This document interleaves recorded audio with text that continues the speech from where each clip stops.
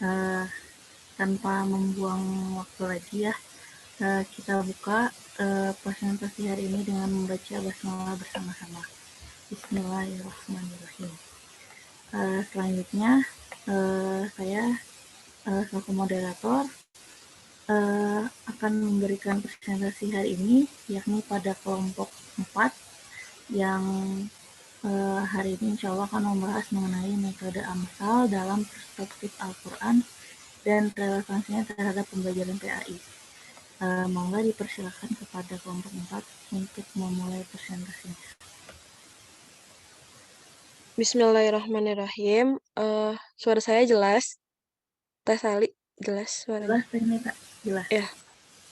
Mohon maaf ya, tidak bisa on cam karena suka nge-lag kalau misalnya on kamera. Bismillahirrahmanirrahim. Saya di sini akan menjelaskan mengenai pengertian Amsal, metode Amsal, dan metode Amsal dalam perspektif Al-Quran. Yang pertama itu pengertiannya ya. Jadi, kata amsal itu merupakan bentuk jamak dari kata misal. Nah, secara etimologi, amsal juga berasal dari kata masal, misal, dan mathil, yang berarti sama dengan syafah, syibah, dan syabi. Kata masal juga digunakan untuk menunjukkan arti dari suatu keadaan, sifat, dan kisah yang mengagumkan. Nah, Ibnu Al-Qayyim menurut beliau, bahwa amsal itu merupakan menyerupakan sesuatu yang lain dalam hal hukumnya dan mendekatkan sesuatu yang sifatnya abstrak dengan sesuatu yang sifatnya indrawi. Sedangkan menurut Al-Suyuti, beliau mengungkapkan bahwa amsal itu artinya mendeskripsikan makna sesuatu hal dengan menggunakan gambaran yang konkret seperti menyerupakan sesuatu yang samar dengan sesuatu yang nampak. Sedangkan Man'a al-Qattan, beliau mengartikan amsal itu adalah bahwa amsal itu menonjolkan makna dari sesuatu dengan bentuk yang menarik sehingga memiliki pengaruh terhadap jiwa seseorang. Bentuknya itu bisa berupa tasbih atau kalimat-kalimat bebas. Nah, kata kata masal ini juga sering disebut oleh Al-Quran itu dikelompokkan menjadi tiga. Yang pertama, masal yang menunjukkan kepada makna sibih atau serupa, sepadan, atau sama. Yang kedua, masal yang menunjukkan kepada makna nadlir atau padanan. Dan yang ketiga itu masal yang menunjukkan kepada makna mauizah, atau peringatan. Jadi, amsal itu dapat disimpulkan, mendeskripsikan sesuatu keadaan dengan menggunakan perumpamaan atau penganalogian yang dibuat menggunakan kalimat metaforis atau dengan cara tasbih.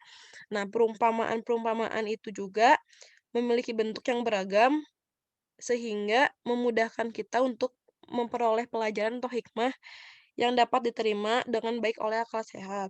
Nah, biasanya masalah-masalah yang diungkapkan melalui perumpamaan ini itu sifatnya konkret, yang bertujuan untuk menjelaskan dan menegaskan atas makna yang terkandung di dalamnya. Jadi, ini juga bertujuan agar kita sebagai pendengar dan pembaca itu dapat merasakan atau memaknai pesan yang disampaikan secara langsung gitu. Apalagi kan yang dipaparkan oleh cara masal itu beragam dengan redaksi yang berbeda-beda gitu, yang berupa istiaroh, tasbih, atau dengan pemaknaan yang ringkas dan padat. Nah, lalu, eee, belum ke sini, Zen, belum ke sini. Lalu, metode Amsal sendiri itu kan, metode itu artinya cara kan. Nah, berarti metode Amsal itu sesuatu cara. Oh, kalau misalnya dikaitkan dengan, ini nih, metode Amsal itu berarti memberikan pengajaran dengan pemberian perumpamaan atau analogi kepada lebih untuk mencapai satu tujuan dan dapat mengambil manfaat dari perumpamaan tersebut. Metode Amsal Amsal sendiri di dalam Al-Quran itu sebagai, vis yang dalam dengan menganalogikan sesuatu dengan hal yang serupa atau sebanding. untuk dapat memahami secara baik dan benar ini juga, tidak bisa sembarangan gitu ya, perlu perlu pemikiran yang cermat dan mendalam dan harus ditopang juga dengan penguasaan ilmu balaghah. Sebab, nilai-nilai sastra yang terkandung di dalam Al-Quran itu juga, sebagai salah satu mukjizat dari sekian banyak mukjizat yang terdapat di dalam Al-Quran. Nah, perlu diketahui bahwa perumpamaan yang terdapat di dalam Al-Quran itu memiliki bentuk yang beragam, eee Nah, di dalam Al-Quran sendiri juga terdapat, apa ya, ayat-ayat yang dapat dijadikan sebuah petunjuk agar kita dapat, apa ya, mengetahui manfaat serta kegunaannya. Salah satunya itu dalam dunia pendidikan ya. Nah, dalam kegiatan pembelajaran sendiri, perumpamaan-perumpamaan ayat yang di dalam Al-Quran itu memudahkan peserta didik dalam memahami materi pembelajaran, sehingga peserta didik memiliki pemikiran yang terbuka dan memiliki pengaruh yang positif terhadap tingkah lakunya. Oleh karena itu, eee, Amsal juga memiliki peranan yang sangat besar dalam dunia pendidikan karena ruh pendidikan itu sendiri juga sejalan dengan, maksud yang ditampilkan oleh Amsal itu sendiri gitu ya. Di samping sebagai nasihat dan peringatan untuk manusia, tetapi Amsal juga, membantu mempercepat proses pemahaman yang berkenaan dengan tujuan pembelajaran. Sehingga dapat dikatakan gitu Amsal juga, sangat membantu dalam, proses mencapai tujuan pendidikan pendidikan itu sendiri. Selanjutnya di dilanjutkan oleh pemateri selanjutnya. Terima kasih. Cek cek, suara saya terdengar ya? Oke, selanjutnya yakni tujuan pedagogis Amsal dalam pembelajaran. Punten nih next. Nah, ada 7 tujuan pembelajaran metode Amsal dalam pembelajaran. Nah, yang pertama itu untuk mengingatkan sesuatu dengan hal yang mudah diingat. Jadi, melalui metode Amsal ini, dalam pembelajaran kita akan mudah mengingat suatu hal yang dijelaskan oleh pendidik ya atau oleh guru. Kemudian yang kedua, untuk melatih manusia untuk menyimpulkan hal yang dipikirkannya. Jadi ketika si guru itu sudah menjelaskan misalkan nih perumpamaan orang yang baik itu misalkan perumpamaan orang yang baik itu seperti apa misalkan. Jadi kita tahu oh iya berarti suatu perumpamaan itu maksudnya adalah orang baik misalkan.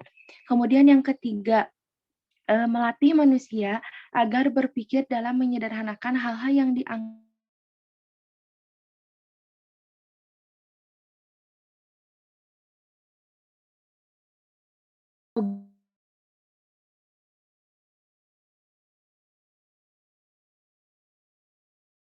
menyimpulkan sesuatu yang memang kita pikir sulit tapi jadi sederhana. Itu salah satu penerapan metode AMSA dalam perkuliahan. Kemudian yang keempat, untuk melatih kejujuran dalam berpikir objektif sehingga mampu membuka mata hatinya dalam menerima kebenaran. Jadi melalui metode kita itu dilatih juga untuk berperilaku jujur dan berpikir objektif sehingga mampu menerima kebenaran dari manapun gitu ya. Kemudian yang kelima, melatih manusia berpikir dalam mengungkapkan hakikat kebenaran yang tidak kasat mata. Itu mudah dipahami ya. Kemudian yang keenam, pemberian perumpamaan akan memberikan dorongan kepada orang yang berbuat sesuai dengan yang diumpamakannya itu jika ia merupakan sesuatu yang disenangi jiwa. Jadi ketika kita memberikan pembelajaran melalui perumpamaan itu akan memotivasi siswa itu untuk apa ya berbuat sesuai dengan apa maksud dari perumpamaan yang kita ajarkan dalam pembelajaran. Kemudian yang ketujuh, untuk menumbuhkan kesadaran manusia agar tidak melakukan hal-hal yang buruk. Boleh di next? Nah, kemudian ini macam-macam amsal dalam Al-Quran ya. Jadi dalam Al-Quran itu amsal terbagi menjadi 3. Yang pertama itu amsal al-musarroh atau al-qiyasiyah. Kemudian yang kedua amsal kaminah, dan yang ketiga amsal mursalah. Nah, saya jelaskan yang pertama dulu ya, yakni amsal musarrohah atau al-qiyasiyah. Nah, jadi amsal musarrohah adalah amsal yang di dalamnya dijelaskan dengan suatu kata masal yang menunjukkan sebuah perumpamaan. Nah, jadi ditunjukkan gitu perumpamaannya. Contohnya nih, ada dalam Quran surat Al-Baqarah ayat 261 yang artinya perumpamaan orang-orang yang menafkahkan hartanya di jalan Allah adalah seumpama dengan sebutir benih yang menumbuhkan 7 bulir. Pada tiap-tiap bulir ada 100 biji. Jadi perumpamaannya itu ketika kita menafkahkan harta di jalan Allah itu seumpama dengan sebutir benih yang menumbuhkan 7 bulir.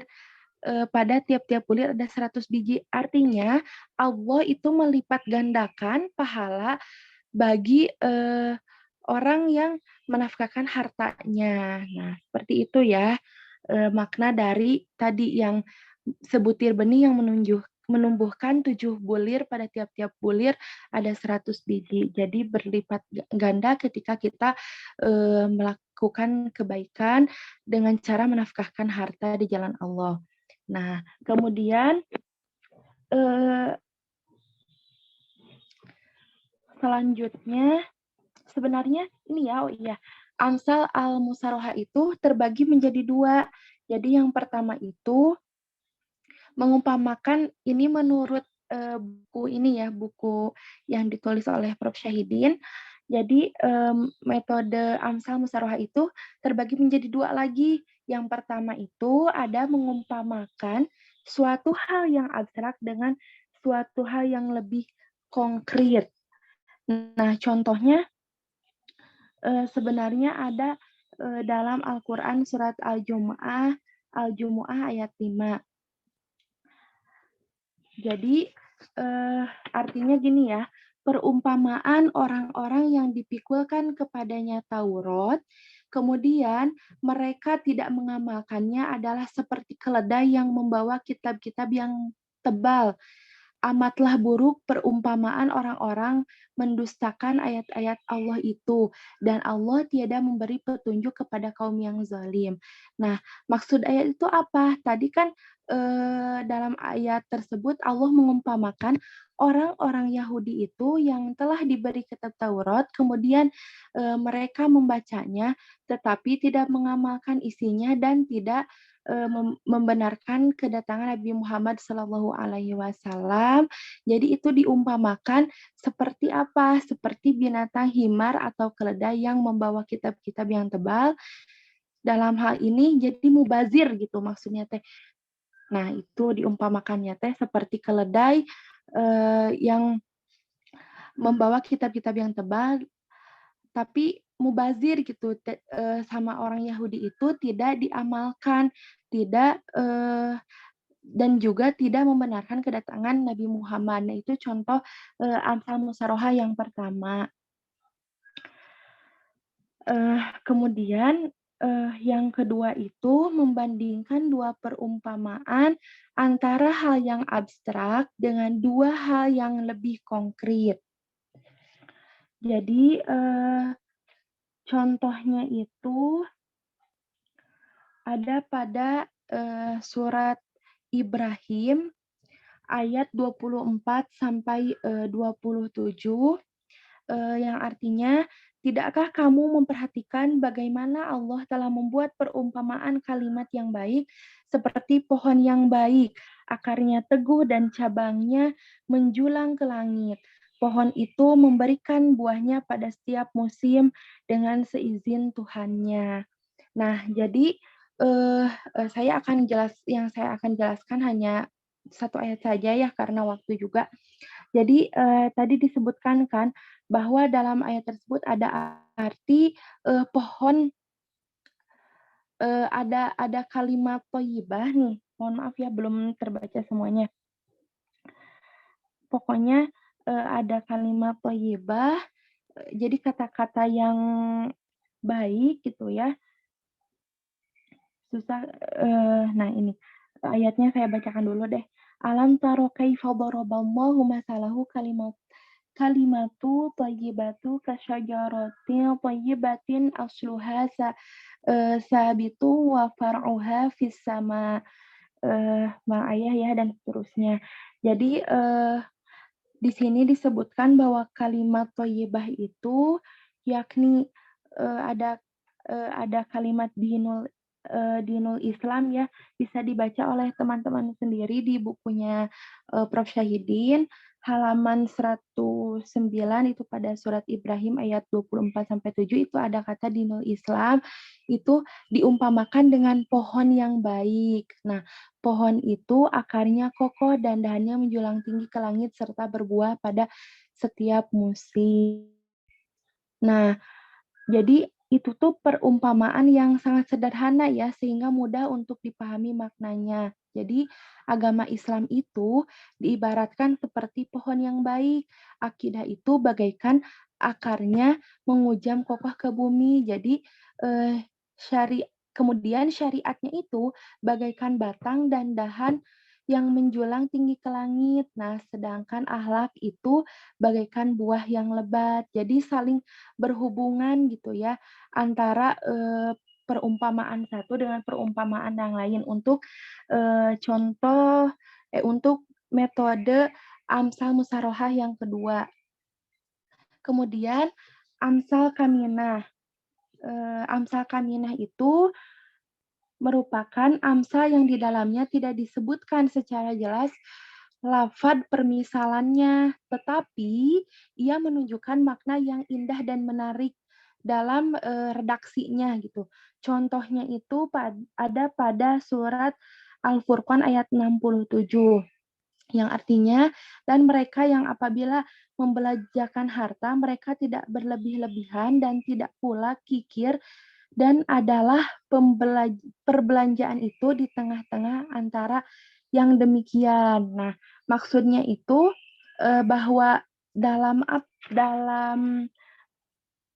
mengeluarkan harta gitu ya, dalam mengeluarkan harta atau kita dalam berbelanja itu tidak boleh berlebihan, tidak boleh terlalu kikir juga atau tidak boleh terlalu pelit. Jadi harus istilah Sundanya itu sigar tengah gitu ya, pertengahan. Jadi tidak boleh berlebihan, tidak boleh juga terlalu kikir gitu atau tidak boleh juga terlalu pelit gitu. Itu contoh dari Amsal Kaminah. Nah, mohon maaf ya, sayanya sedang kurang enak badan, jadi suaranya agak kecil mungkin. Kemudian yang ketiga, Amsal Mursalah. Amsal Mursalah memiliki definisi, yakni kalimat-kalimat bebas yang tidak menggunakan tasbih secara jelas, tetapi kalimat-kalimat itu berlaku sebagai perumpamaan. Nah, contohnya ada pada Al-Quran Surat Al-Baqarah ayat 249, yang artinya betapa banyak terjadi golongan yang sedikit dapat mengalahkan golongan yang banyak dengan izin Allah, dan Allah bersama orang-orang yang sabar. Jadi maksudnya yang diumpamakan golongan yang sedikit dalam ayat di atas adalah Tolut dan orang-orang yang beriman. Jadi mereka itu adalah orang-orang yang lulus tatkala diuji menyeberangi sungai dan tidak meminum airnya. Mungkin ini tuh ada hubungannya dengan sejarah ya. Jadi orang-orang yang baik itu tadi diumpamakan golongan yang sedikit gitu. Golongan yang sedikit itu diumpamakan orang-orang yang beriman, orang-orang yang tolut gitu. Next. Aduh ya Allah. Ya, selanjutnya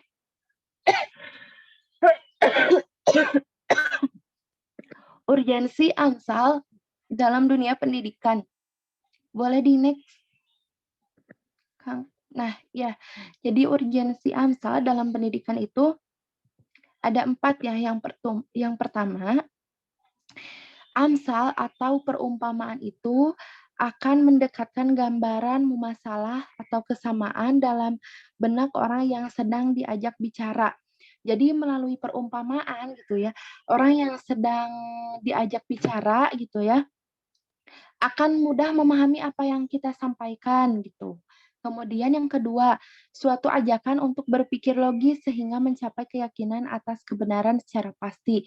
Jadi melalui metode Amsal itu kita mengajak peserta didik gitu ya untuk berpikir secara logis gitu sehingga apa yang kita berikan kepada peserta didik itu tertanam di peserta didik secara logis gitu sehingga apa yang dipikirkan peserta didik itu bisa mencapai keyakinan dan kebenaran gitu. Kemudian yang ketiga, Amsal merupakan sebuah motivasi agar senantiasa selalu berbuat baik dan menghindarkan diri dari perbuatan yang buruk. Itu sudah jelas ya. Yang keempat, Amsal digunakan untuk mempertajam daya nalar manusia. Jadi melalui perumpamaan-perumpamaan yang disampaikan oleh pendidik gitu, itu bisa mempertajam daya nalar peserta didik gitu sehingga outputnya itu si peserta didik bisa lebih berpikir kritis dalam menyikapi segala sesuatu. Next, Kang. Nah, selanjutnya akan disampaikan oleh Teh Sarah. Ya, sebelumnya suaraku terdengar jelas, Kak?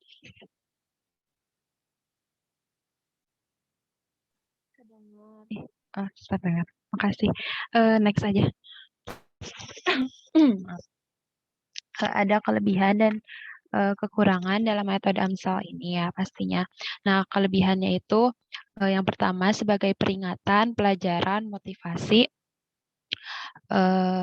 untuk melakukan sesuatu dan menjauhkan diri dari sesuatu. Jadi karena peringatan, jadi mereka lebih memberikan peringatan mana yang baik untuk dilakukan dan menjauhkan dari yang buruk gitu ya maksudnya untuk dilakuin. Lalu yang kedua itu cerminan perbandingan, memantapkan sesuatu yang ada dalam pikiran melalui gambaran yang konkret. Dan yang ketiga, menjelaskan tingginya pahala, pujian dan celaan, imbalan dan pembalasan, juga menyanjung dan menghinakan sesuatu. Jadi lebih membeda-bedakan, maksudnya ya kayak tadi pujian dan celaan kan mana yang harus dilakuin dan yang enggak gitu kan. Lalu ada 3 kekurangan juga. Yang pertama itu tidak semua ayat Al-Quran berisi tentang perumpamaan-perumpamaan.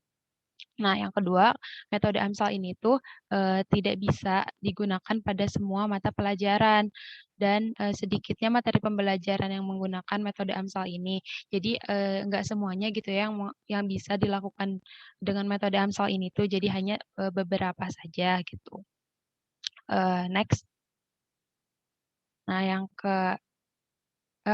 selalu ada relevansi metode Amsal dalam pembelajaran PAI. Enggak, di situ aja ya. Nah, dalam dunia pendidikan Islam itu Amsal yang ditampilkan Al-Qur'an sering digunakan sebagai salah satu metode pendekatan yang efektif dalam proses kegiatan belajar mengajar. Nah, metode pendekatan ini tuh digunakan untuk memperjelas sasaran utama gitu ya, maksud dan tujuannya pembicara dalam menyampaikan materi yang diajarkannya gitu ya, materi pendidikannya. Nah, Amsal Al-Quran ini juga berisikan nasihat-nasihat, kan peringatan yang tadi sudah dijelaskan, juga menjelaskan konsep-konsep abstrak dengan makna yang konkret untuk dipahami dan direnungkan oleh manusia. Nah, dalam dunia pendidikan juga metode ini tuh merupakan jembatan berpikir dari yang konkret ke alam ide yang bersifat abstrak. Nah, maka dari itu Amsal Al-Quran ini tuh apa ya, mengajak manusia untuk berpikir dan merenung tentang sesuatu yang berada di luar dirinya, bahkan kadang di luar alam konkret agar katanya dapat difungsikan sebagai media pendidikan yang pada akhirnya diharapkan dapat ditransformasikan kepada peserta didiknya atau anak didiknya gitu.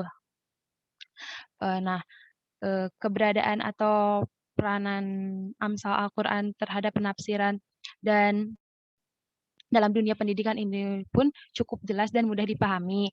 Nah, makanya para pendidik dan anak didik sangat membutuhkannya karena di samping memberikan informasi ini tuh, di samping memberikan informasi kepada penerimanya mengenai sesuatu yang belum pernah diketahuinya, jadi pendidik tuh lebih memberitahu apa yang belum diketahui oleh peserta didiknya, juga dapat membantu memahami apa yang dirasa masih sulit gitu ya diterima oleh keterbatasan akal manusia seperti itu. Next. Mungkin cukup sekian yang kami sampaikan. Selanjutnya saya kembalikan kepada moderator. Ya, baik. Alhamdulillah telah kita dengarkan bersama-sama ya pematerian dari kelompok 4 mengenai metode Amsal. Nah, untuk sesi berikutnya yakni sesi diskusi. Mangga bagi teman-teman yang ingin mengajukan pertanyaan kepada para pemateri dipersilahkan. Dimulai dari yang Ikhwan dulu mungkin.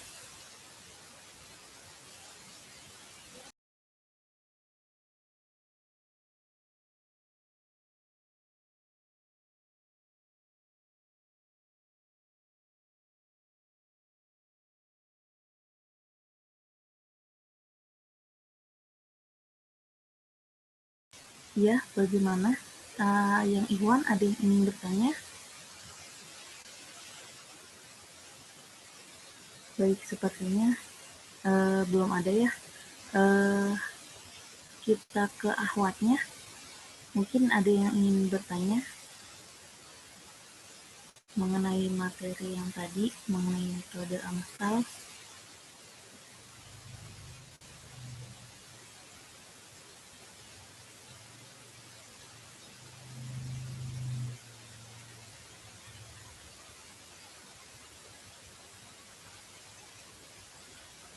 Izin bertanya, Teh. Ya, silakan Teh Maika. Iya, seringkali kita tuh bingung ya cara membuat pemisalan, kayak takutnya materi yang disampaikan tuh dengan pemisalan yang kita buat itu tidak nyambung atau enggak sebanding gitu loh. Nah, ada nggak sih tips dari pemateri untuk membuat pemisalan atau harus mengikuti pemisalan yang sudah ada gitu? Mungkin seperti itu. Ya, baik. Dapat dipahami mengenai pertanyaannya, pemateri? Bagaimana? Sebelum Teh dapat dipahami. Ya, baik. Ada pertanyaan lagi dari Ikhwan maupun Ahwat?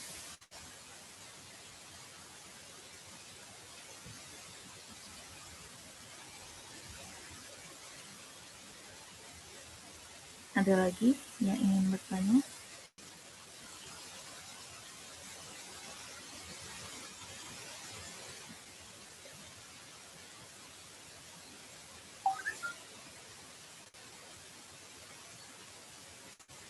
Ya, baik. Sambil menunggu pertanyaannya dari para audiens, Mungkin pemateri boleh menjawab pertanyaan dari Teh Maika tadi ya, mengenai tips untuk membuat permisalan dalam pembelajaran gitu ya. Dipersilakan untuk pemateri menjawab pertanyaan. Dari aku dulu mungkin ya. Ini mungkin bisa ditambahin sama yang lain. Ini mah pendapat aku sendiri. Tips membuat perumpamaan mungkin ya, kalau bisa gitu ya, si penganalogiannya itu jangan terlalu jauh dari konteks yang lagi dibahas.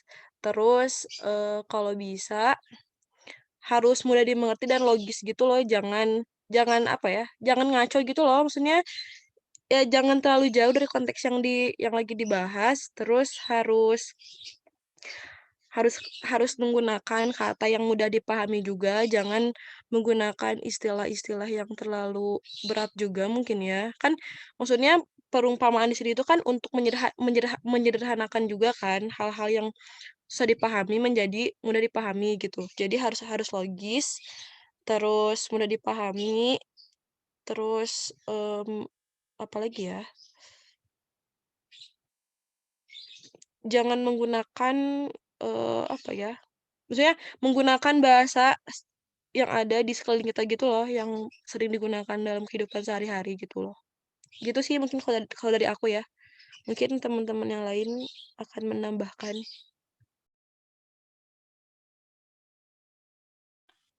Iya ya, izin menambahkan. Jadi tadi sudah sudah betul ya yang disampaikan oleh Tenita, bahwasanya ketika kita ingin menyampaikan perumpamaan itu, kita juga harus melihat dulu gitu ya situasi di sekitar kita, dengan siapa kita berbicara gitu kan. Apakah nanti ketika kita mengajar anak SD, mengajar anak SMP, atau anak SMA gitu ya. Berarti otomatis bahasa yang kita gunakan pun akan berbeda gitu. Yang pertama, sesuaikan bahasanya sesuai jenjang pendidikan gitu ya. Kemudian tadi gunakan bahasa yang sederhana dan mudah dipahami, karena memang metode Amsal ini bertujuan untuk menyederhanakan dan memudahkan sesuatu yang dianggap sulit.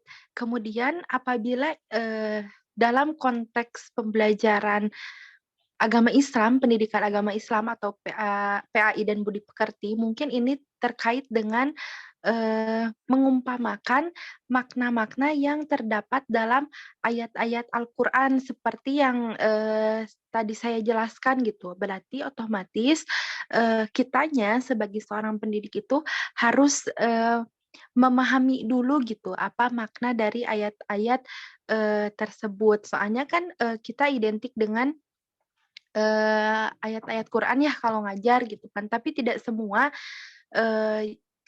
ayat bisa kita umpamakan juga gitu. Tapi kita kalau dalam konteksnya ayat itu mengumpamakan makna yang sudah ada gitu dalam Al-Qur'annya, seperti kayak yang tadi saya sampaikan gitu ya. Kalau misalkan kita berbuat kebaikan itu dalam Al-Qur'annya diumpamakan seperti tadi teh bulir belas gitu. Jadi 7 bulir belas, kemudian Allah artinya gitu ya, Allah melipat gandakan pahala yang kita kerjakan gitu apabila kita menafkahkan harta. Nah, seperti itu mungkin. Itu mungkin Teh Mait, saya mudah-mudahan tidak puas dengan jawaban yang kami berikan dan bisa mencari referensi lain untuk memuaskan jawaban pertanyaannya. Terima kasih, dikembalikan lagi ke moderator. Ya, baik. Insya Allah ya, jawaban dari para pemateri. Mungkin sebelum ke penanya, bagi audiens ada yang ingin menambahkan?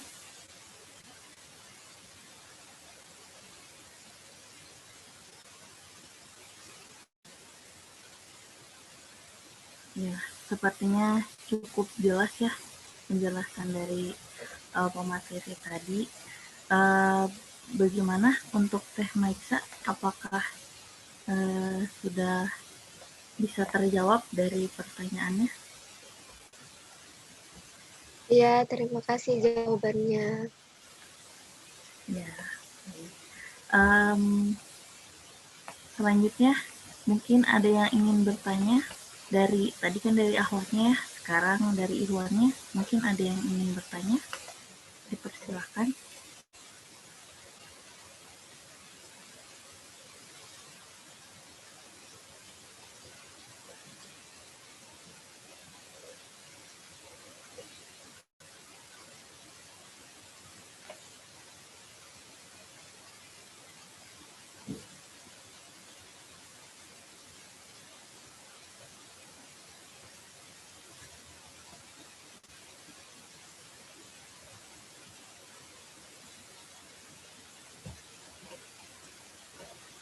Ya, baik, sepertinya tidak ada yang mau bertanya ini ya. Ya, Ya, ditutup saja kalau sudah tidak ada yang bertanya. ya, baik Pak. Baik, alhamdulillah telah kita dengarkan materi dan juga berdiskusi mengenai metode AMSAL pada hari ini. Saya selaku moderator undur diri. Billahi taufiq wal hidayah. Wassalamualaikum warahmatullahi wabarakatuh. Saya serahkan kepada Bapak Iman untuk menambahkan dan Baik, saya tidak menambahkan, nanti Prof yang menambahkan. Sebentar saya kirim dulu review artikelnya. Nanti Prof yang menambahkan berkaitan dengan konten ya. Review artikel kelompok 4. Oke, saya sudah kirim ya.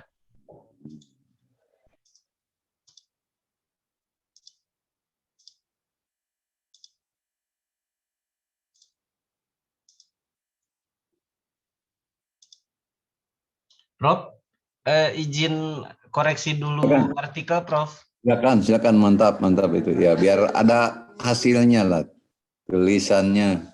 Sudah submit Pak Iman? Belum ini Prof, karena template Tarbawi itu seperti ini, tapi saya mau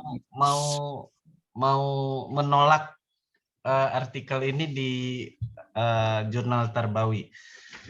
Bismillahirrahmanirrahim. Assalamualaikum warahmatullahi wabarakatuh. Untuk para autors ya, Elia, Adanita, dan Sarah, saya sudah baca keseluruhan satu persatu dari artikel ini, dikirim jam 5.33 subuh, jadi sudah luar biasa usahanya. Yang ingin saya soroti, tolong tidak jurnal Tarbawi yang dituju untuk submit, karena ini pasti akan kami sedikit Jadi begini Prof, yang ngantri dari UPI, authors UPI itu terlalu banyak, jadi sepertinya ini harus dituju ke jurnal yang lain. Betul. Di Unisba itu. Nanti saya akan berikan berbagai seperti yang kemarin yang S2 ada yang ke saya, Prof. Ya, oh iya ya betul. Memang saya suruh konsul ke Pak Iman, ini udah gitu. Nanti saya akan kirim di sini linknya untuk di grup kelompok, jurnal-jurnal apa yang bisa dituju itu sangat banyak ya. Kemudian setelah saya melihat isinya, tinggal membetulkan abstrak, dan saya harus apresiasi, Prof. Ini membaca di pendahuluan saja sudah mulai enak dibaca. Bagus ya, enak dibaca. Sesuai dengan rumus, cuma beberapa teknis, misalnya kalimat yang terlalu panjang sehingga tidak bisa menangkap SPOK secara utuh. Ini perlu sedikit diperbarui ya. Kemudian beberapa penempatan sub sub pokok bahasan itu perlu ada putar terlebih dahulu. Nanti saya juga konsul ke Prof apakah AMSAL itu tinjauan Quran terlebih dahulu, kemudian tinjauan baru tinjauan konsep, atau seperti apa. Yang saya lihat di sini tinjauan konsep terlebih dahulu baru tinjauan Quran. Dan ini sudah sangat enak, maksudnya bahwa di sini ada paragraf idea dan di sini sudah ada paragraf fakta. Artinya para penyusun sudah paham bagaimana rumus itu. Kemudian baru menyodorkan dengan apa yang ingin dibahas. Walaupun ada masih beberapa esensi yang perlu ditambahkan, misalnya apa novelty atau state of the art dari artikel ini nanti kita menyusul. Metode penelitiannya sudah saya lihat mulai ada gambaran yang bagus, namun di sini perlu buku apa yang menjadi sumber utama ya, yang ingin dikaji itu buku apa. Jangan malu-malu kalau misalnya beberapa buku yang menjadi primer dalam penelitian ini, misalnya buku Prof, boleh itu, boleh. Kenapa tidak? Ya, jadi mengkaji hasil dari pemikiran itu kaji saja, enggak apa-apa, itu ilmiah. Misalnya bukunya yang Prof atau buku siapa, ada 5 buku yang menulis tentang metode AMSAL, itu boleh, dan sebutkan satu-satu judulnya. Misalnya buku karya Prof di sini di poin metode penelitian. Nah, di sini library research dan lain sebagainya, maka di sini sebagai langkah awal mencatat semua temuan, bukan mencatat semua temuan, tentukan dulu referensinya apa yang menjadi sumbernya. Ya macan menang nanaon geus dicatat gitunya. Tentukan heula bade milari teh di mana gitu kan. Misalnya di sini tentukan buku apa saja gitu. Silakan, termasuk buku Prof kita kaji bersama dan itu bagus.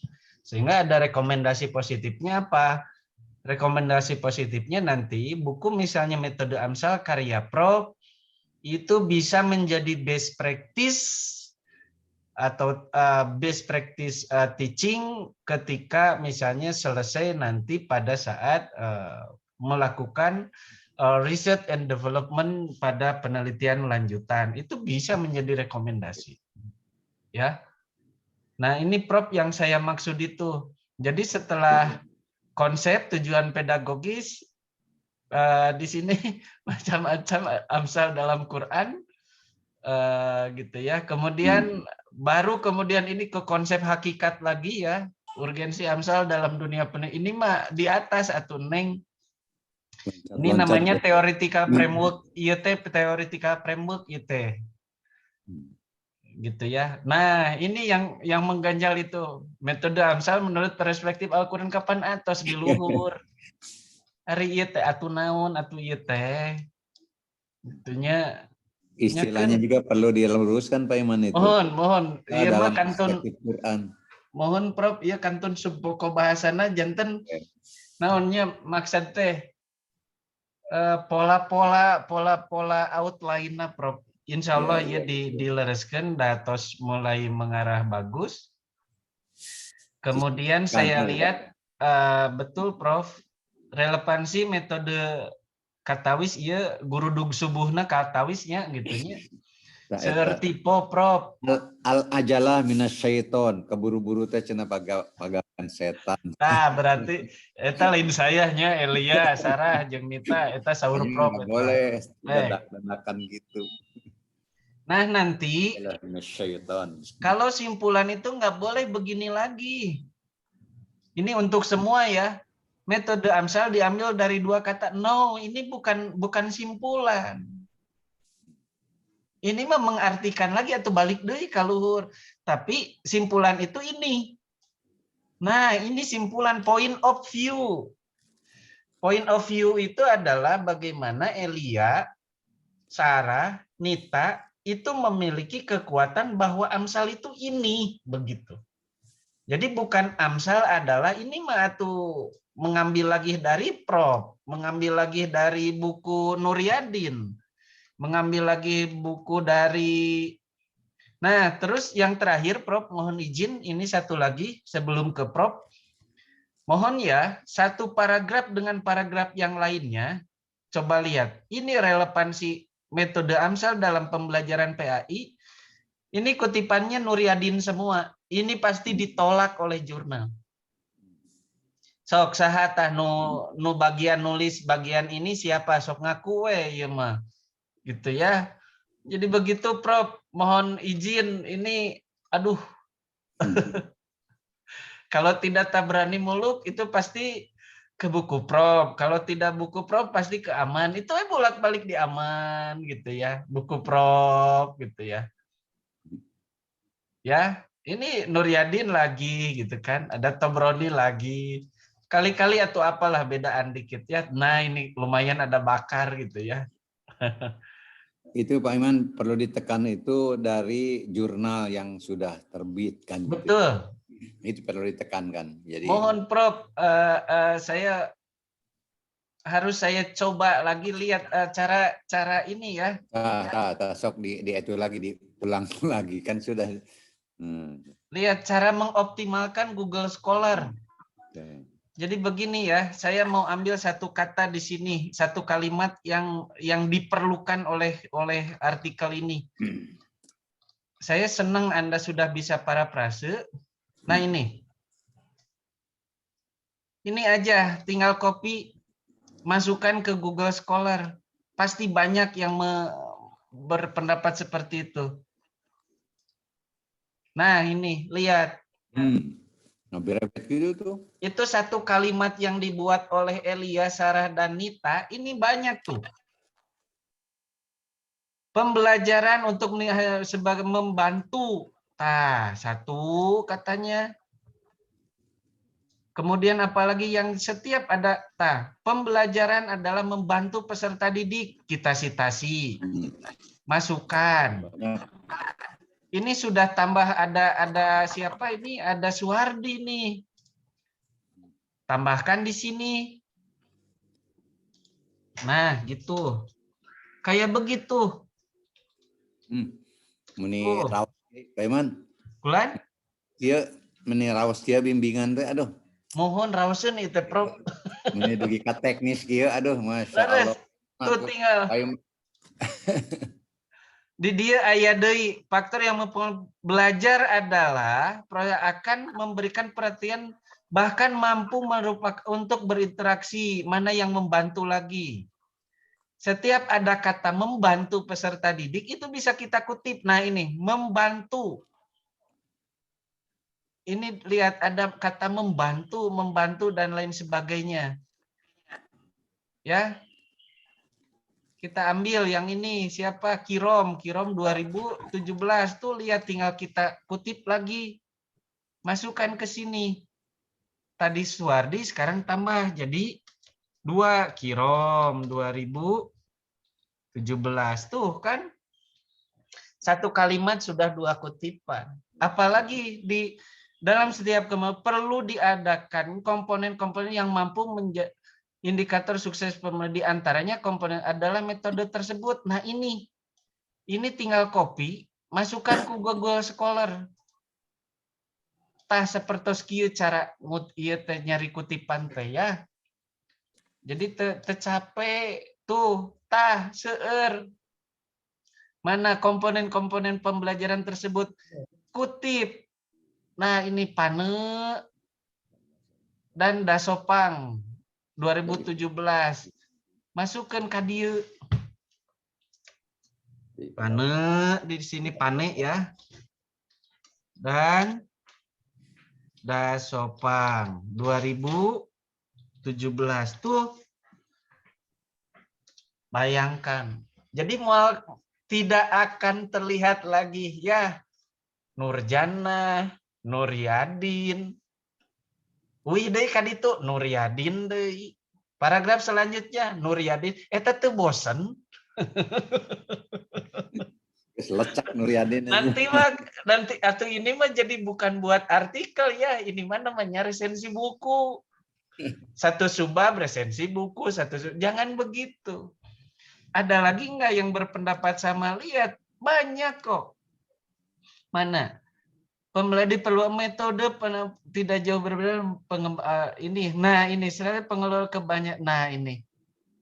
Kita ambil saja gitu. Yang sesuai. Jadi begini ya. Nah, ini komponen-komponen menurut terdiri atas. Nah, ini tinggal Rohaiti 2019. Masukkan di sini Rohaiti 2019. Tuh ini sudah 2. Optimalkan penggunaan Google Scholar. Dari mana kita mencari? Dari kalimat yang ingin kita susun. Jadi premnya bukan prem orang. Tapi prem Elia, prem Sarah, prem Nita, prem Sali, prem Maica yang terlihat di sini.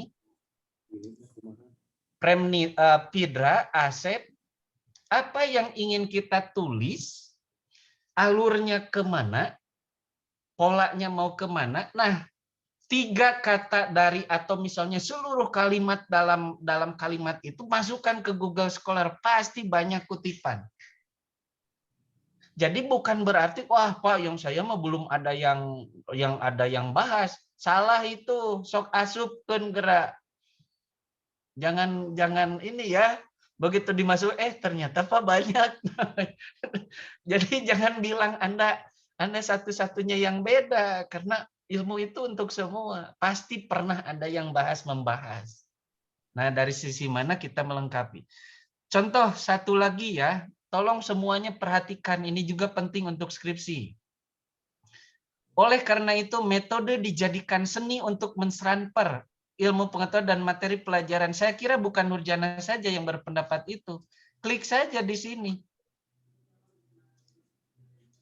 Nah, tinggal klik di sini di Google Scholar, cari tuh kan banyak, bukan saja Nurjana, tinggal cari mana yang pas. Yang metode bukan sebagai seni, bukan ini saja, tapi disebut seni juga dan lain sebagainya, banyak kok, banyak, gitu ya. Nah ini, bahkan metode sebagai seni. Nah ini Khairuddin, tinggal kita kutip ada Khairuddin 2018 berarti nah kita tambah Khairuddin 2018 tuh kan sudah ada kepada peserta yang dianggap lebih dibanding dengan sebuah adagium ya, bukan adigum ya teh, ari adigum mah diguna atau sombong. Apunten ieu mah Prof. Sebuah adagium mengatakan atoriko ahamu minal madah. Ini teh bukan pendapat Nurjana. Kiai Zarkasi, jangan salah. Zarkasi itu siapa? Pendiri Pondok Pesantren Gontor. Yang menyebutkan ini. Paham ya? Bukan Nurjana. Ya. Tinggal kita klik, lihat semua. Nah, yang ini at-thariqu ahamu minal maddah, masukkan. Termasuk ada di buku Prof. Kutip saja nggak apa-apa. Prof juga nggak akan marah. Tuh, banyak. Atoriko. Bukan saja Nurjana ya. Siapa ini? Ada Fikri, ada Yanto, Triani, siapa lagi? Suhro. Bayangkan, kebayang nggak kalau satu kalimat ini bukan Nurjana saja. Ini bisa sampai 5 kutipan yang menyatakan aturiko ahamu minal maddah. Sampai sini teman-teman, sebelum Prof mengutarakan tentang bagaimana metode AMSAL, karena saya juga ingin terus meneliti dengan Prof berkaitan dengan best practice AMSAL yang saya ingin pilah-pilah satu-satu, AMSAL Kaminah, AMSAL Mursalah, AMSAL Musarohah. Mangga ada pertanyaan tidak? Ini saya tidak akan kirim ke penulisnya. Yang sudah kirim tadi, yang sudah di-review. Ada pertanyaan? Jadi seperti itu Prof, teknis bagaimana memanfaatkan Google Scholar. Wah, luar biasa itu, udah teknis banget gitu ya, tinggal maunya. Kalau nggak ngerti itu lanjut tanya aja kalau nggak paham ya. Iya, Biar Prof. nggak gantung gitu ya. Mangga Prof, hatur nuhun Prof. Baik ya, saya nambahkan, ini waktunya juga sudah hampir habis. Assalamualaikum warahmatullahi wabarakatuh. Cerita tentang rumpun metode Qur'ani, minimal ada 7 yang saya tulis di buku saya itu ya, 7 rumpun. Salah satunya yang dibahas kali ini adalah metode Amsal. Di Quran itu banyak permisalan-permisalan. Dan itu cukup bertahap gitu ya. Dari permisalan yang sangat sederhana, umpamanya pulpen seperti pensil. Itu kan untuk tingkat berpikirnya yang sangat tingkat dasar.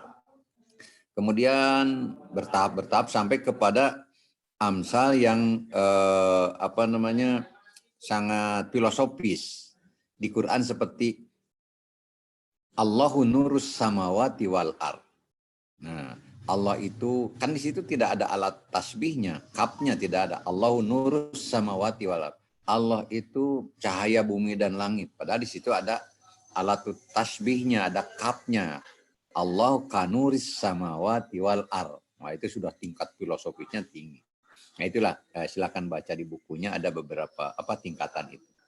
Nah, kemudian Al-Qur'an itu memberikan kemudahan kepada kita. Yashiru wala tubashiru atau ashiru. Nah, ya, bashiru wala tunafiru. Mudahkanlah, jangan dipersulit dalam segala hal, gitu ya. Mudahkanlah, jangan dipersulit. Ya, bab nikah wae kapan kudu dipermudah cenanya. Ya, itu mempersulit diri itu harus prewedding naon sih kayak sekarang gitu. Ya soalnya ya di gigiran saya udah nikahnya prewedding. Jadi pikiran teh prewedding we hantem gitu. Begitu prewedding dan segala macam nikahnya bersebera bulan gitu geus sandeui. Berarti kan itu dipermudah itu, tetapi filosofinya untuk sampai kepada esensinya itu sangat ditekankan gitu kan. Allah kemudian memberikan gambaran kepada kita, konsep yang sulit itu bisa dipermudah, disederhanakan. Nah, ini dalam logika kita dalam berpikir ya, memudahkan yang sulit itu ibadah. Kan gitu ya, prinsipnya. Memudahkan yang dianggap sulit itu ibadah. Makanya kan ada menggembirakan idkholus surur. Idkholus surur ya, idkholus surur itu abi Cecep itu sering kali keluar itu idkholus surur. Ala lil mukminin itu ibadah. Menggembirakan orang itu ibadah. Nah, dalam konteks belajar juga sama. Orang yang sedang pening menangkap esensi dari materi pembelajaran itu sulit. Nah, dipermudah. Nah, salah satunya kita menggunakan metode Amsal gitu kan. Itu ya, metode Amsal itu sangat sederhana. Apalagi kalau ngajar di tingkat SD, SMP gitu ya. Nah, tadi ada pertanyaan menarik ya, di mana katanya minta tip contoh konkret implementasi metode Amsal dalam pembelajaran. Dalam surat ini Al-Baqarah tentang infak itu, masalul ladina yunfikuna fi sabilillahi kamasali kamasali habbatin anbatat sab'a sanabila fi kulli sumbulatin mi'atu habbah. Wallahu yudha'ifu liman yasha wallahu wasi'un alim. Nah, itu dua ayat itu kan Amsal. Nah, gimana implementasinya? Orang yang berinfak di jalan Allah itu bagaikan orang menanam sebuah butir. Kemudian butir itu tumbuh menjadi 8 tangkai, 7 tangkai. Setiap-tiap tangkai itu mengeluarkan buah 100. Makanya pahala seorang yang berinfak di jalan Allah 1 biji, pahalanya menjadi 700. Gitu kan? Itu perumpamaan di dalam Quran. Dan itu sangat-sangat mudah. Dia tingkat logika yang sangat dasar aja bisa menangkap itu. Masalul ladina yunfikuna fi sabilillahi kamasali abatin ambata sanabila fi kulli sumbulatin mi'atu habbah wallahu yudha'ifu liman yasha. Bahkan Allah itu akan melimpah gandakan lebih dari 700 itu. Itu kan reward itu ya, reward itu berarti tidak terhingga ya, tidak terhingga. Tapi sebaliknya orang yang berinfak dengan penuh kesombongan dan ria, kamasali sofatin wabi bagaikan orang yang menyimpan debu di atas batu yang licin kemudian ditiup angin. Nah, coba kan habis katanya, sama sekali tidak ada, bersih gitu ya. Artinya infak di situ kalau tidak di jalan Allah itu ya tidak ada pepahalaan gitu. Diibaratkan orang yang menaruh debu tanah itu turob di sana itu, kemudian di atas batu yang licin lantas ditiup angin gitu. Nah, kalau yang kreatif itu diimplementasikan di dalam pembelajaran jadi sebuah nyanyian yang sederhana ya, nyanyian yang sederhana untuk anak-anak TK sama SD. Contohnya, Bapak masih ingat itu nyanyian dulu lagi belajar metodologi kayak kalian gini, ngarang rame-rame lagu tentang pembahasan itu. Umpamanya berderma di jalan Allah. Berderma di jalan ilahi Robbi. Nah, laksana menanam sebuah biji. Rekam atau dok? Nyanyi saya ya. Itu kan berderma di jalan ilahi Robbi, laksana menanam sebuah biji. Biji ditanam akan menjadi 7 tangkai 100 biji. Itulah contoh orang beriman, dermakan harta dengan ikhlas hati. Walau pakai musik itu enak itu. Ya, itu kan 1 ayat, 2 ayat. Ya nanti itunya lanjutannya. Jika tidak berderma di jalan ilahi bagaikan orang menyimpan tanah di atas batu, disiram air, musnahlah sudah, tak berbekas begitu kan. Ini di sini kelas ini kan ada yang ini yang jago nyanyi ya Peman. Itu saya kira perlu dikembangkan itu menjadi sebuah kemampuan mengemas metodologi itu. Nah, saya kira itu intinya ya. Kita harus banyak berinovasi. Berinovasi dari konsep yang lebih sulit diturunkan menjadi sesuatu yang sederhana. Ketika diturunkan ke sederhana, di samping kita menggembirakan itu idkhalus surur likulli mukminin itu ibadah, menggembirakan orang yang mukmin itu beribadah ya. Nah, kemudian kita juga tidak capek mengajarnya. Hanya saja kita capeknya sedang mencari-cari gini. Jadi mencari proses penyederhanaan yang sulit itu. Nah, di situ perlu ada ketekunan ya. Guru itu kan di situ tantangannya itu. Bagaimana memudahkan yang sulit-sulit. Oleh sebab itu, orang yang cerdas itu bukan anu gampang dipersulit, ya, kadek ta. Jadi bukan orang hebat itu, ya bapak-bapak yang keren-keren itu, gelarna para ranjang itu sebetulnya mah eta bisa memudahkan, menyederhanakan yang sulit, bukan yang sulit jadi yang sederhana jadi sulit. itu mah dibalik berarti bukan idkhalus surur nambah masalah ya. Keur mah hirup teh loba masalah dah ditambahan deui ku si bapak eta kan gitu ya. Jadi harus dibalik kita logikanya apa paradigmanya. Menyenangkan orang itu, memudahkan yang sulit menjadi mudah itu adalah ibadah dan menyenangkan. Bangun metode pembelajaran itu yang menyenangkan semua orang. Nah, itu insya Allah pendidikan kita akan menarik ya. Saya kira itu Pak Iman tambahan dari saya tentang tulisan-tulisan tadi apa perlu diperbaiki lagi ya. Pesan-pesan tadi petunjuk-petunjuk lebih teknis dari Pak Iman itu sudah cukup luar biasa. Beruntunglah kalian punya dosennya cerdas begitu ya. Dosen muda cerdas, kreatif dan soleh ya, amin ya. Amin, Prof. Soleh mah amin, Prof. Iya, soleh mah segalanya, Prof. Itu calon pejabat masa depan, mata ke Bapak didorong amin, harus Prof. kuliah. Gitu. Pejabat kudu nu saroleh lah, kata bener negeri ini gitu. Ya, baik saya kira itu Pak Iman ya.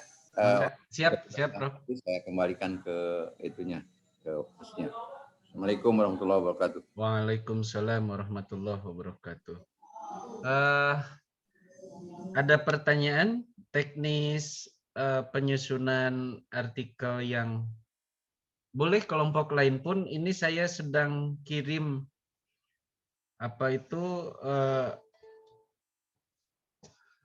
alamat-alamat web jurnal dari yang akan kita tuju artikelnya begitu ya. Ini saya sudah kirim ke kelompok yang sudah presentasi, kemudian ke kelompok di WA grup kelas. Silakan. Jadi jangan lupa ada 2 pola ya. Pendahuluan yang tadi Anda susun boleh menggunakan pola 1. Pola 1 itu diawali dengan paragraf idea, kemudian ada gap, baru kemudian ke tinjauan 3 penelitian sebelumnya minimal. Itu yang disebut dengan bahasa lain disebut dengan state of the art ya. Tapi pola-pola itu jangan lupa, jangan kajian penelitiannya jangan dilihat di lokal. Misalnya kalau kemarin ada yang menyetorkan ini Pak 3 penelitian yang dahulu, penelitian siapa saja mahasiswa IPAI semua, atau jangan, atau itu mah lokal ya.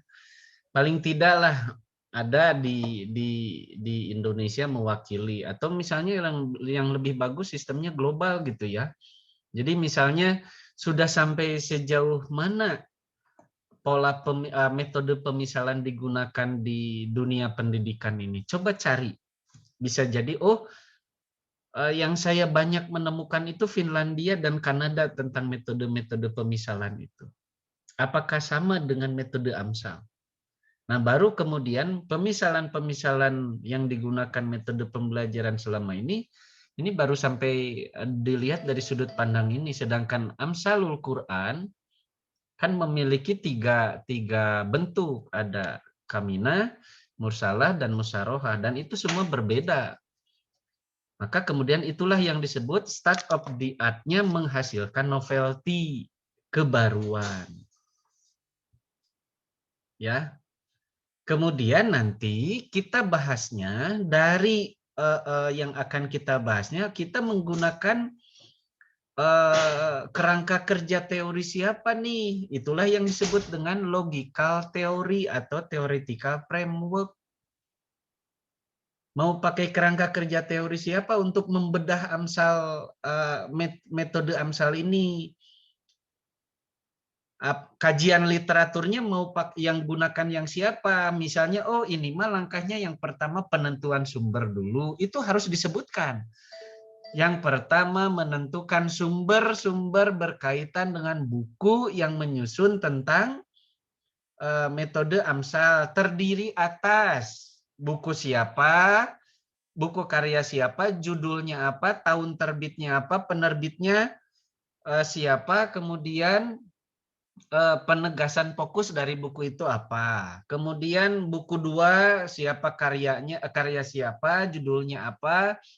Terus gitu ya, 5 buku ini kemudian Misalnya itu langkah pertama penentuan sumber. Yang kedua misalnya pengkodifikasian, pengkodean berkaitan dengan macam-macam amsalnya.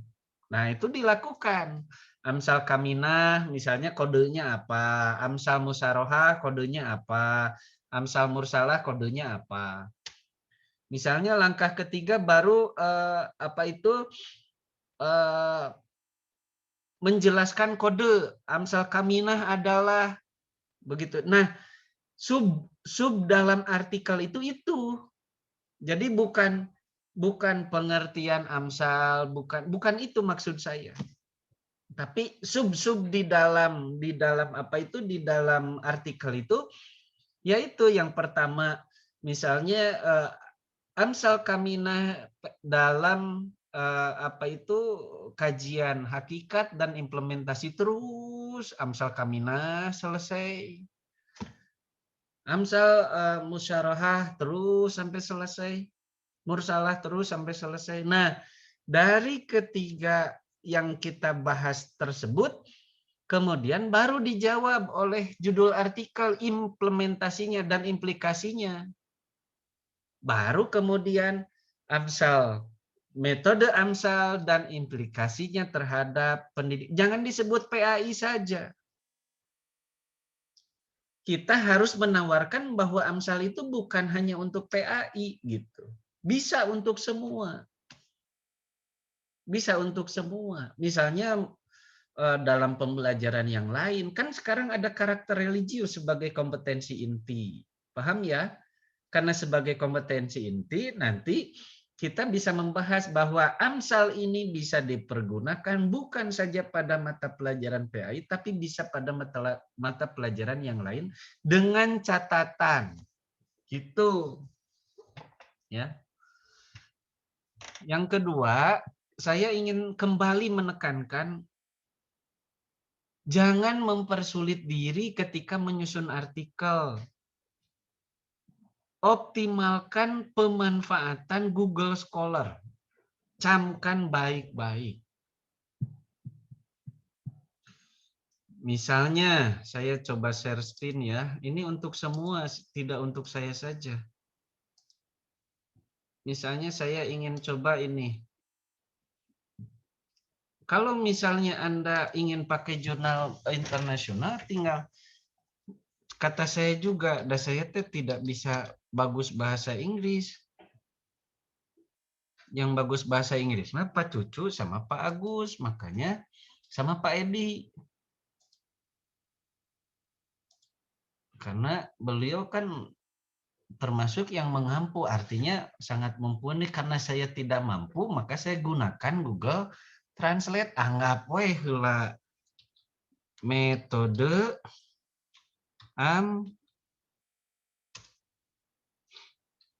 dalam pendidikan. Saya masuk kia da pola teh baru cari, baru akan keluar jurnal internasionalnya. Jadi kata saya juga kalau pakai bahasa Inggris akan keluar jurnal internasional salah satunya. Kalau tidak pakai bahasa Inggris atau bahasa Indonesia. Nah ini Amsal and Kosos Normative Study. Ini. Ya aya tah Sarah, Elia, Nita, tah aya tah. Tinggal dibaca ya. Nah, ini PDF-nya. Wah, ini kunon di blog ya. Kemudian method of integrating Islamic values in teaching. Nah, ini bisa digunakan. Islamic learning method menggunakan Amsal, menggunakan film. Terus gitu. Nah, ini. Ini apalagi ini bisa Al-Amsal, Al-Arabiyah wa Al-Yorubiyah, sebuah kajian pendidikan. Ini silakan digunakan. Ini banyak kok. Study of Religion Method. Nah, ini bisa. Jadi sebagaimana tadi yang saya sebutkan, silakan Anda tulis dulu keinginan Anda di paragraf pertama itu ingin apa. Jangan kita lihat dulu baca satu jurnal, kita tulis jangan begitu. Itu cenderung kitanya akan terprem oleh jurnal itu. Jadi kalau Elia ketemu dengan seseorang namanya, jangan Asep ya, karena ada Asep di sini. Dengan seseorang namanya Wan Abud misalnya, dan terus yang digunakan Wan Abud, frasenya ya prem Elia Wan Abud gitu. Maka sekali-kali premnya ditambah dengan yang lain. Contoh misalnya, yang ini, fakta membuktikan bahwa cara penyampaian yang komunikatif dalam pembelajaran, khususnya PAI, lebih disukai. Adakah ini fakta yang membuktikan ini? Tinggal tulis pembelajaran variatif disukai. Tinggal ditulis gini aja. Peserta didik, ada nggak yang menulis? Banyak tuh. Di sini bahwa yang tentang pembelajaran ya, kok ini pakai titik koma. Nah ini coba lihat, banyak ini.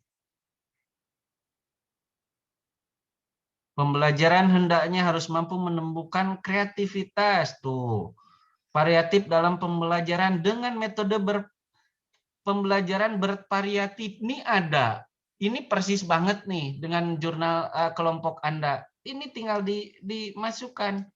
Copy aja, masukkan ke jurnal Anda. Lebih disukai peserta didik. Paste di dia tuh kan tos ayat. Jadi bukan Pito saja yang memiliki itu. Nya Elia, jadi ulah resep teuing kanu Pito, sekali-kali mah kanu Ewit gitu. Ada lagi tidak? Nah ini, gaya guru tidak, yang ini, jika gaya guru mengajar guru tidak membosankan, dan itu akan disukai. Nah, 2, ada Aminah. Tah, masukkan Aminah 2018. 2 cenah tah titik koma Aminah 2019. Tuh gitu. Jadi Fidra itu nulis dulu paragraf, kita mau kemana, baru kita cari beberapa kata kuncinya. Paham ya? Apalagi di sini misalnya.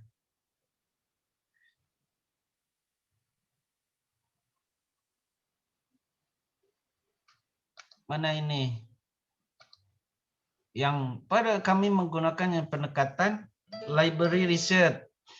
Tinggal klik di sini, masukkan ke Google Scholar.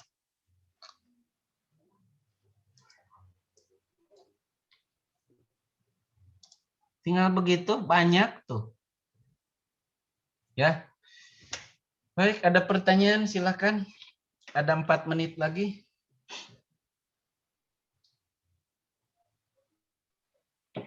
Bapak Elia izin bertanya, Pak.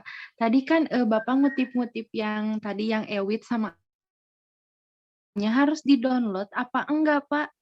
Boleh di-download, boleh tidak. Oh. Nggak jadi masalah. Yang penting masuk pada citasi. Kalau saya mah punya citasinya pakai Inode. Kalau Anda kan pakai Mendeley. Jadi tinggal diklik aja, di copy ya, dimasukkan. Nah, misalnya ini mana tadi teh Ewit ya. Yang mana Ewit teh? Ini ya. Boleh di-download, boleh tidak. Boleh di-download, boleh tidak. Paling tidak ini ciri khasnya. Nah, ini. Inilah yang disebut dengan logo citasi. Kalau Anda ngeklik ini, dapat dipastikan ketika kita citasi juga akan masuk pada citasi orang ini. Kita tidak boleh zalim ya. Nah ini, tinggal kita copy saja.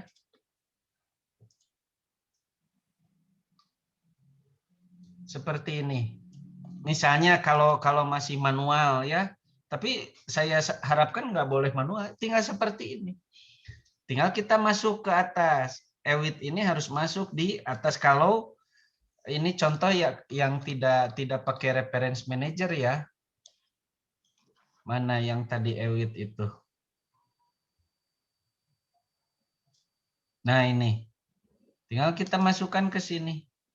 Yang sudah serius. Kan begitu. Ewit, E-nya dihilangkan 2018. Nah itu. Termasuk yang Aminah. Kalau memang kita ingin kutip dan karena itu cocok, kutip saja, enggak apa-apa. Dan yang kita bahas masih umum kan tadi Pak, misalnya berkaitan dengan ini. Enggak, karena kita inginnya di sini.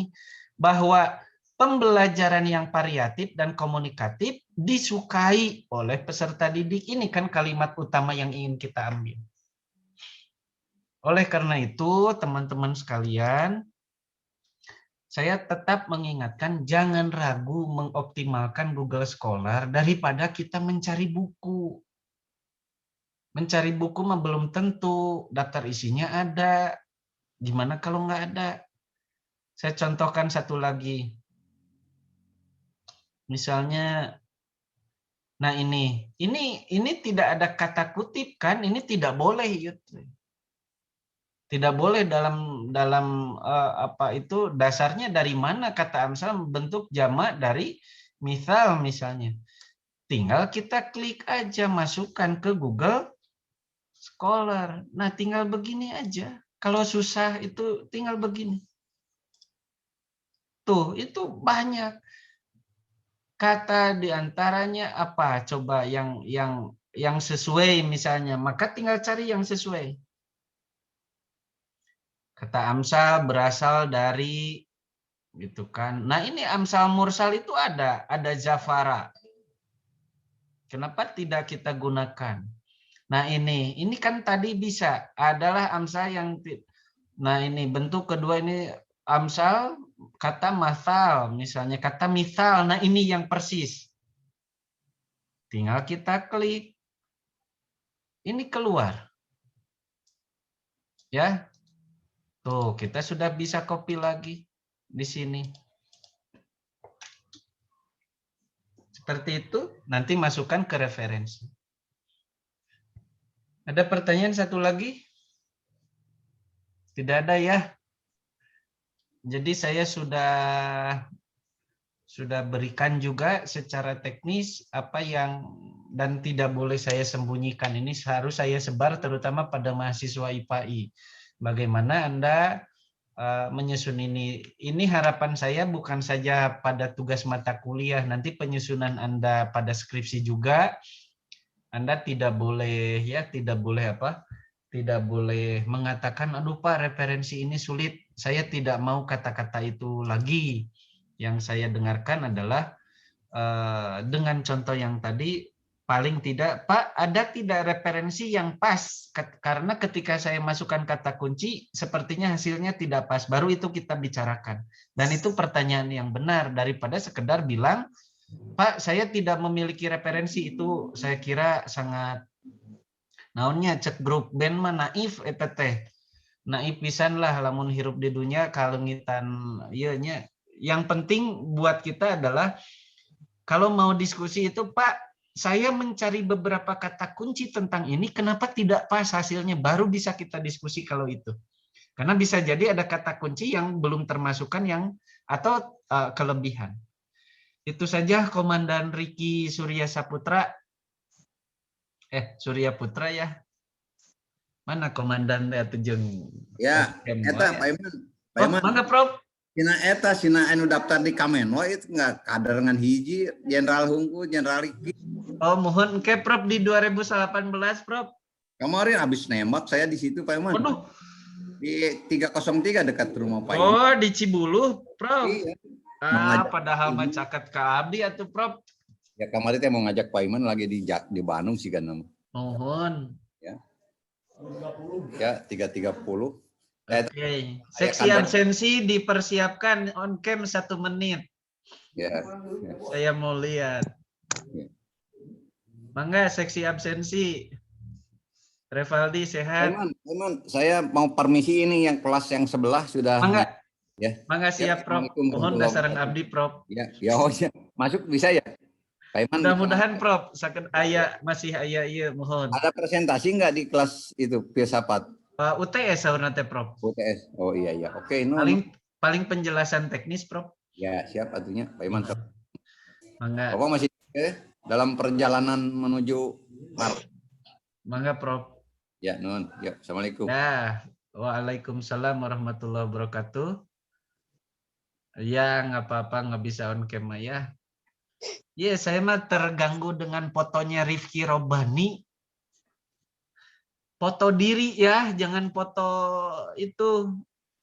Insya Allah tidak akan sia-sia dengan foto diri juga. Baik, terima kasih untuk semua. Kita akhiri dengan bacaan hamdalah. Alhamdulillahirabbil alamin. Kita sudahi. Nur Persada saya tunggu ya. Artikel sejarah pendidikan Islamnya. Assalamualaikum warahmatullahi wabarakatuh. Waalaikumsalam warahmatullahi wabarakatuh. Nun, Bapak. Terima kasih, Bapak.